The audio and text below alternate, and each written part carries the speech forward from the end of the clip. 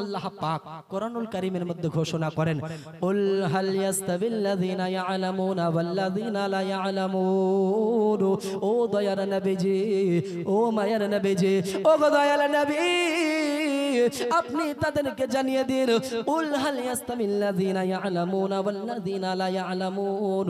যারা জেনেছে, যারা আলিম এবং যারা জানে না, যারা মূর্খ, ও গো নবী আপনি তাদেরকে জানিয়ে দিন, যারা জাননেওয়ালা, যারা হলো আলিম, যারা ইসলামের শরীয়তের জ্ঞান রাখনেওয়ালা এবং যারা জ্ঞান না রাখনেওয়ালা, তারা কি দুজনাই সমান?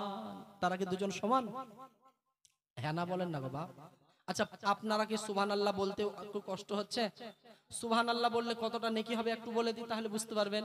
এই যে জমিন দেখছেন আর যে আসমান দেখছেন, এর মাঝখানে যতখানি খালি জায়গা আছে, সুবহানাল্লাহ বলে নেকিতে ভরপুর হয়ে যায়। বলেন সুবহানাল্লাহ। এই জমিন থেকে আসমান পর্যন্ত যতটা জায়গা খালি আছে, সুবহানাল্লাহ বললে এই পুরো জায়গাটা নেকিতে ভরপুর হয়ে যায়। এবার চিন্তা করেন, সুবহানাল্লাহ বলবেন কি বলবেন না? আজান বন্ধ রাখতে হবে নাকি গো? আজানটা হয়ে যাক, একটু সবাই আজানের উত্তর দেন।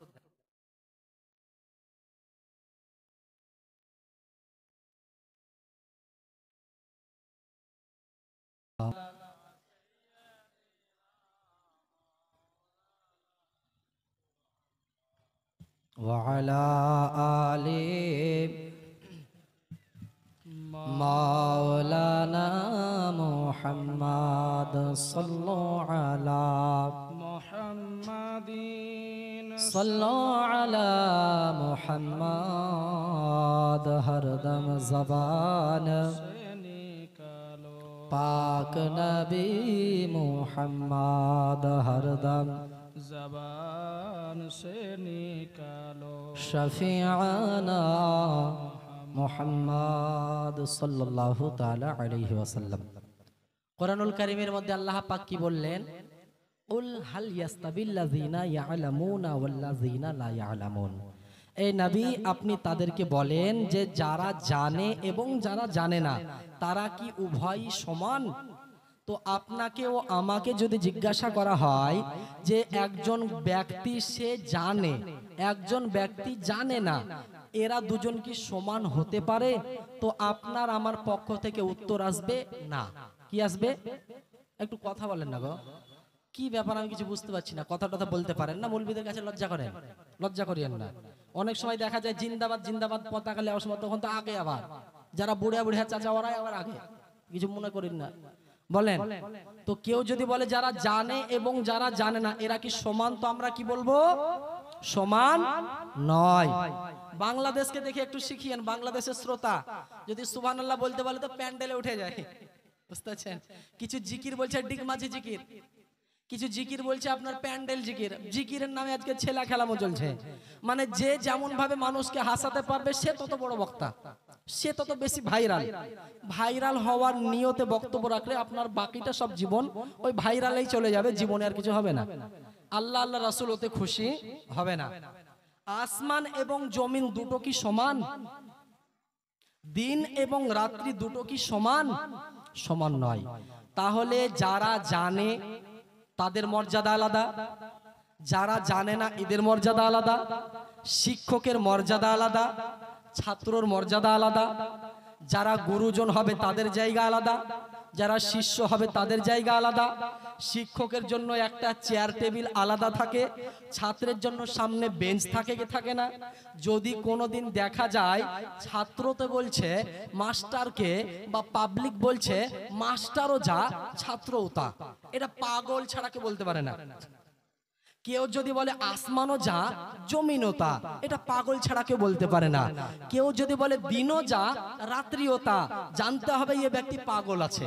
পাগল ছাড়া ভালো মানুষের কথা নয়, পাগলদের কথা। ব্রাদারানে মিল্লাতে ইসলামিয়া তো আলিমদের জন্য, জাননেওয়ালাদের জন্য, মুফতিদের জন্য, আপনার কিনা কারি সাহেবদের জন্য স্টেজ আলাদা, আর যারা জানে না পাবলিক তাদের জন্য আলাদা। নাকি বলছেন? আর যদি এটাই না হতো তাহলে আপনারা আমাকে ডাকতেন, দিয়ে চেয়ার খান দিতেন। আপনারা তো বলতেন আমাদের গ্রাম আমরাই জলসা করে নিব, আপনাকে ডাকার কি দরকার, আমরাই তো জানি। তাহলে বোঝা যাচ্ছে আপনি ও আমি সমান নই, আলিম ও জাহিল সমান নয়। জ্ঞানী ও মূর্খ সমান নয়।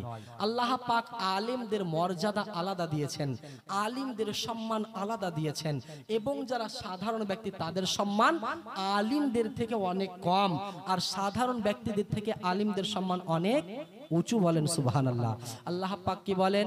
ইন্নামা ইয়াখশাল্লাহা মিন ইবাদিহিল উলামা, নিশ্চয় আল্লাহর বান্দাদের মধ্যে শুধুমাত্র তারাই যারা আল্লাহকে ভয় করে, ওরা হলো আলিম সম্প্রদায়, তারা হলো আলিম যারা কিনা আল্লাহ আল্লাহ রাসূলকে ভয় করে।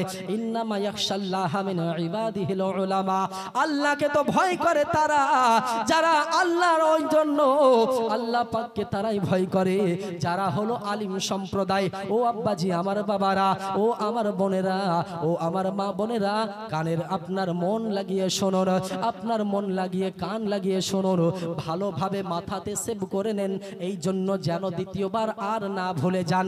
এই জন্য আপনাকে বলতে চাই, মানুষ যদি জীবনে বক্তব্য শোনার পরে ওই বক্তব্যটাকে আমল করতে শুরু করে, জীবনের মধ্যে পরিবর্তন চলে আসবে, জীবনের মধ্যে পরিবর্তন ঘটে যাবে, জীবনের মধ্যে ইবাদতের স্বাদ পেয়ে যাবে, জীবনের মধ্যে ইবাদতের লোভ পেয়ে যাবে। কিন্তু যদি বক্তব্য শোনার পরে এই দিক সেই দিকে কান করে থাকে, বক্তব্য একদিকে চলছে, কেউ এদিকে দেখছে, কেউ ওদিকে দেখছে, বক্তব্য শুনে লাভ হবে না, হবে না, ওই বক্তব্য শুনে আপনি গুমরাহ হয়ে যাবেন। এক জায়গায় কোরআনের আলোচনা চলছে, আপনি এদিকে দেখছেন আর এদিকে দেখছেন, তো আপনার কি মনে হচ্ছে আপনার ঈমান বাঁচবে না যাবে? যাবে না গো। আপনি আলোচনা চলছে কোরআনের, আপনি বলছেন ওই দেখ কত সুন্দর চাঁদ উঠেছে, আপনি বলছেন দেখ কত সুন্দর গাড়ি নিয়ে এসেছে, এতে ঈমান মজবুত হবে না। ব্রাদারানে মিল্লাতে ইসলামিয়া, আমরা জানি বর্তমান সময় আলিমদের করুণ পরিস্থিতি, আলিমদের করুণ আপনার পরিণতি। কেন? এর পিছনে কারণ কি? এর পিছনে কারণ আপনিও আমি। এর পিছনে একটা কারণ হলো প্রতিহিংসা। কি বললাম? প্রতিহিংসা। মানুষ সাধারণ ব্যক্তির সঙ্গে সাধারণ ব্যক্তির হিংসা হতে হতে এই হিংসা এসে আলেমদের উপরে পড়েছে, এই হিংসা এসে মুফতিদের উপরে পড়েছে, এই হিংসা এসে ইমামদের উপরে পড়েছে, এই হিংসা এসে আপনার কিনা মুফতি সাহেবদের উপরে পড়েছে। কেমন ভাবে? পাশের বাড়িতে কেউ যদি একতলা থেকে দুতলা করে, মানুষ হিংসা করে কি করে না? 2-4 বিঘা জমি কিনলে আপনার হিংসা করে, কিন্তু কোন মৌলভী সাহেব কোনোদিন হিংসা করে যে আমার পাশের বাড়ির লোক ছাদ করে নিল রে, আমার খুব হিংসা হচ্ছে? কোন মৌলভী সাহেব বলেছে? হিংসাও করে না। কেন করে না? মৌলভী সাহেবেরা জানে দেনেওয়ালা আল্লাহ, দেনেওয়ালা বাঁটনেওয়ালা আমার রাসূলুল্লাহ। জোরে বলেন সুবহানাল্লাহ। দেনেওয়ালা আল্লাহ, বাঁটনেওয়ালা আমার রাসূলুল্লাহ। অধিকাংশ বর্তমান সময় আমাদের জানা মতে 95% আলিম নিজের জায়গাতে নিজে দুঃখ প্রকাশ করছে, নিজের জায়গায় নিজে দুঃখ প্রকাশ করছে, নিজের জন্য নিজে কান্না করতে শুরু করেছে। এমনই এক করুণ পরিণতি, করুণ পরিস্থিতির সামনে এসে গেছে। আর এই জন্য দায়ী হলাম আমরা, সমাজের যারা দায়িত্বে আছে। দিনের পর দিন আমরা হিংসা করতে করতে, মানুষের খারাপ চাইতে চাইতে এমনই একটা জায়গাতে এসে পৌঁছে গেছি যে আমাদের এখন হিংসা এখন ডাইরেক্ট আলেমদের উপরে।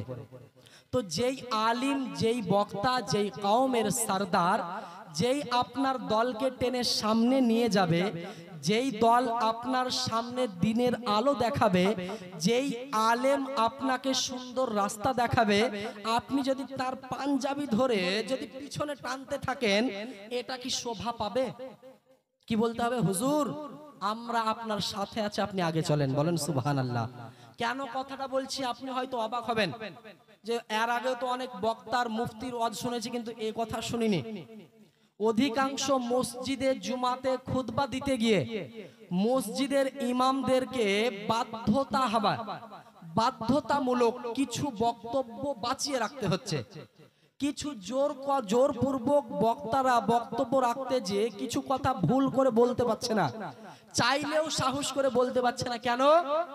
ওই মসজিদে সুদখোর আছে, তাই বলেছে সুদের বক্তব্য হবে না। ওই মসজিদে ঘুষখোর আছে, তাই বলছে ঘুষের ব্যাপারে ওয়াজ চলবে না। ওই মসজিদে কিছু মানুষ জেনার সঙ্গে যুক্ত আছে, তাই বলছে জেনার ব্যাপারে ওয়াজ চলবে না।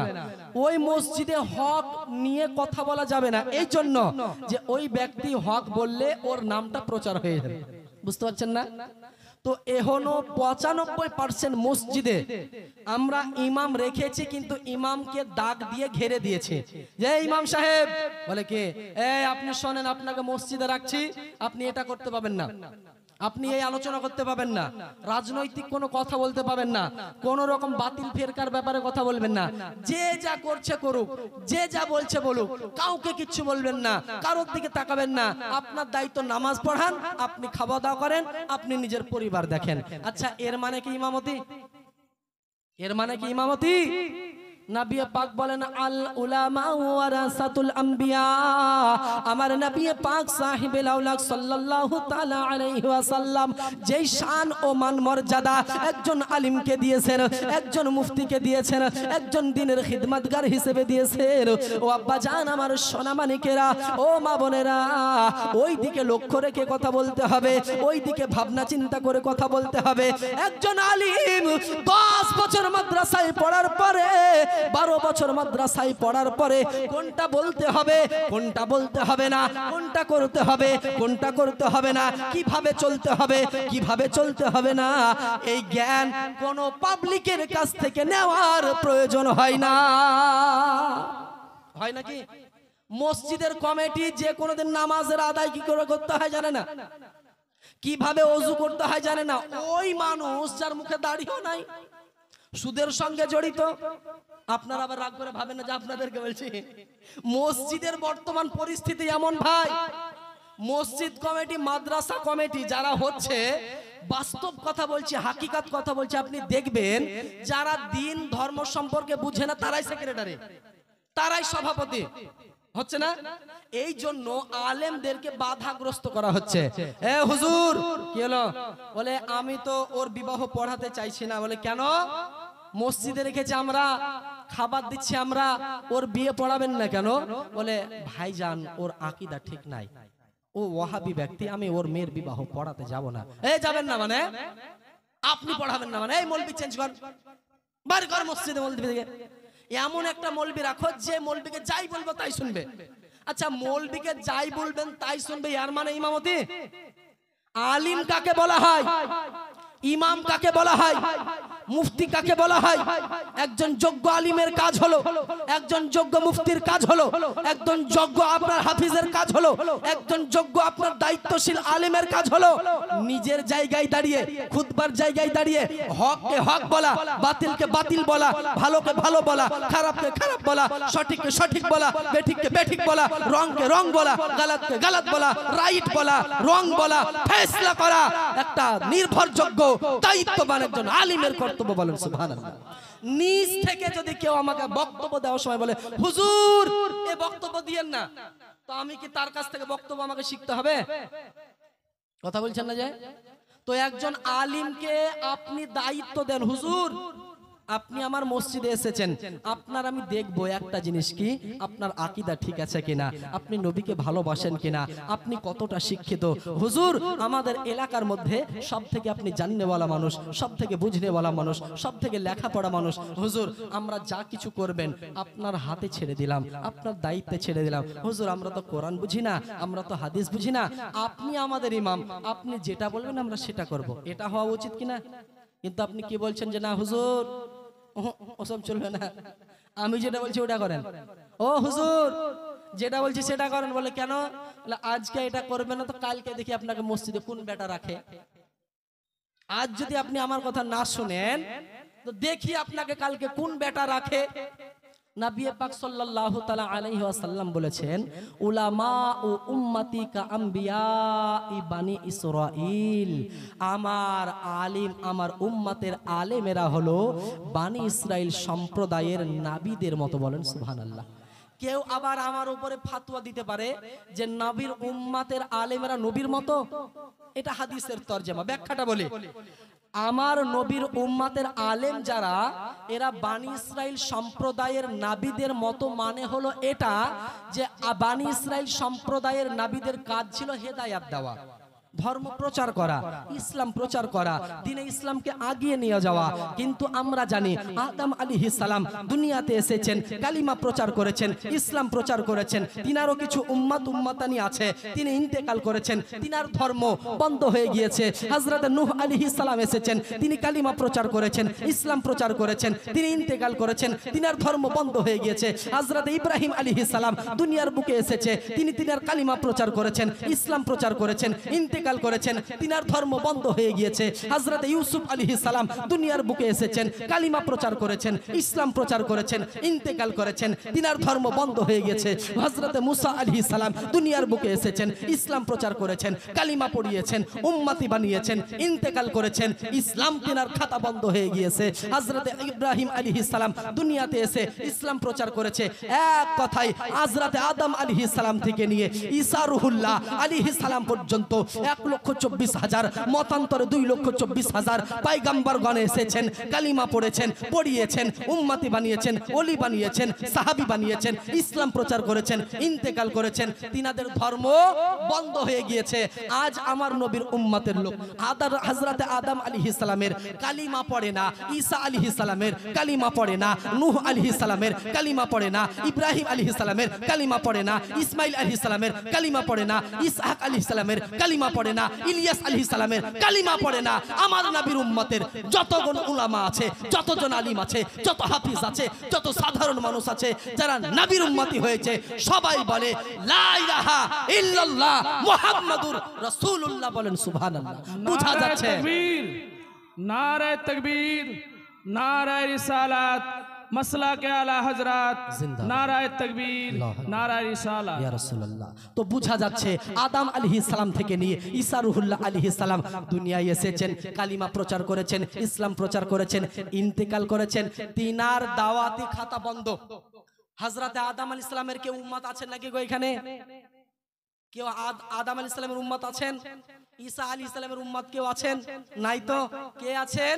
আমার নবীর উম্মতি আছেন, আমার নবীর উম্মত আছেন। কিন্তু আমার নবী পাক বলে, আমি যাওয়ার পরে দুনিয়াতে কোনো স্বর্ণ রেখে গেলাম না, কোনো দিরহাম রেখে গেলাম না, আমি রেখে গেলাম আমার জ্ঞান, আমি রেখে গেলাম আলিম সম্প্রদায়কে। এই আলিম সম্প্রদায় আমার ইন্তেকালের পরে তা কিয়ামত পর্যন্ত এই ইসলামকে আগিয়ে নিয়ে যাবে, এই ইসলামের ছায়াতলে মানুষকে আনবে, এই ইসলামের ছায়াতলে পথ ভোলা মানুষকে পথ দেখাবে, এই ইসলামের ছায়াতলে পথ ভোলা মানুষদেরকে সঠিক রাস্তা দেখাবে। তো বুঝা যাচ্ছে নবী পাক ইন্তেকালের পরে এই সমস্ত দায়িত্ব নবী পাক বলেন আল উলামাউ ওয়ারাসাতুল আম্বিয়া, আমার ওয়ারিস হলো আলেম সম্প্রদায়। বলেন সুবহানাল্লাহ। তো আলেমগণ নিজ নিজ দায়িত্বে, নিজ নিজ জায়গা থেকে নিজের জ্ঞান মোতাবেক, নিজের ফয়সালা মোতাবেক, নিজের জানা মোতাবেক মানুষদেরকে বুঝাতে থাকে, মানুষদেরকে জ্ঞান দিতে থাকে, মানুষ পথ ভোলাকে পথ দেখাতে থাকে, গুনাহগার ব্যক্তিকে নেককার বানাতে থাকে, বেরোজগারকে রোজগার বানাতে থাকে, খারাপ মানুষকে ভালো বানাতে থাকে, বেহায়া মানুষকে হায়াওয়ালা বানায়।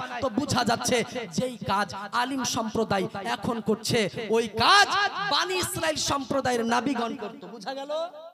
হাদিসের তরজমা, হাদিসের ব্যাখ্যা বুঝতে পারলেন? তো এখন এই আমার নবীর উম্মতের যারা আলিম আছে, এরাই হলো নবীর ওয়ারিস। আর আপনার যদি এর প্রতি হিংসা হয়, আপনার যদি এর দিকে আঙ্গুল উঠে, তো কার দিকে উঠলো? নবীর দিকে। কার দিকে? কার দিকে? নবীর দিকে।